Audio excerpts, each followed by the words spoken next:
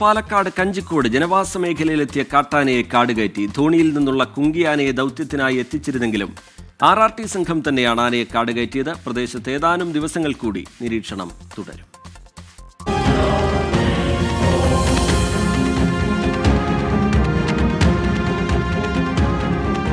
കഞ്ചിക്കോട് ജനവാസ മേഖലയിൽ 2 ആഴ്ചക്കാലം ഭീതി വിതച്ച കൊമ്പനെ കാടുകയറ്റാൻ RRT സംഘത്തിന് കഴിഞ്ഞിരിക്കുന്നു. രാവിലെ മുതൽ ശ്രമകരമായ ദൗത്യമായിരുന്നു. പടക്കം പൊട്ടിച്ചിട്ടും വെടിപൊട്ടിച്ചിട്ടും ആന പിന്തിരിഞ്ഞ് പോകാനേ തയ്യാറായില്ല. ആദ്യ തവണ RRT സംഘം വെടിപൊട്ടിച്ചും പടക്കം പൊട്ടിച്ചും ഓടിച്ചപ്പോൾ 1ാം ട്രാക്ക്, അതായത് A ട്രാക്ക് കടന്ന കാട്ടാന മറുകരയിലെത്തി.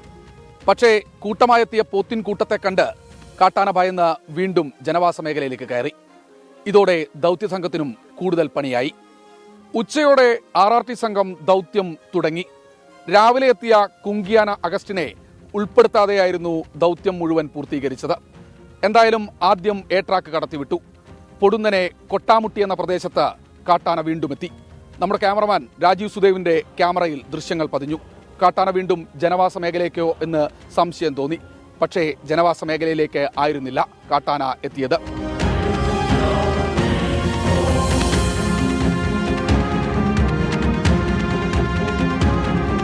ശ്രമകരമായ ദൗത്യം അവസാനിച്ചത് ഉച്ചയ്ക്ക് 2:30 മണിയോടെ. കാട്ടാന കാടുകയറിയെന്ന് RRT സംഘം ഉറപ്പിക്കുന്നു. കാട്ടിൽ കാട്ടാനയുടെ കാൽപാദങ്ങൾ RRT സംഘം പരിശോധിച്ചു. ഉൾവനത്തിലേക്ക് കയറിപ്പോയിട്ടുണ്ടാകാമെന്നാണ് നിഗമനം. എന്തായാലും കഞ്ചിക്കോട് ഇത്ര ദിവസം ഭീതി പരത്തിയ കാട്ടാനയ്ക്ക് നാട്ടുകാർ അള്ളാച്ചിക്കൊമ്പൻ എന്നാണ് പേരിട്ടിരിക്കുന്നത്. പഞ്ചായത്തിനും അഭിമാനിക്കാം. അവരും കാര്യമായ രീതിയിൽ പൊതുപ്രവർത്തകരും പഞ്ചായത്തും വനം വകുപ്പ് ഉദ്യോഗസ്ഥരോടൊപ്പം നിന്നു. രാജീവ് സുദേവിനും അഷ്റഫ് അലിക്കുമൊപ്പം ശ്രീകുമാരൻ, 24 പാലക്കാട്.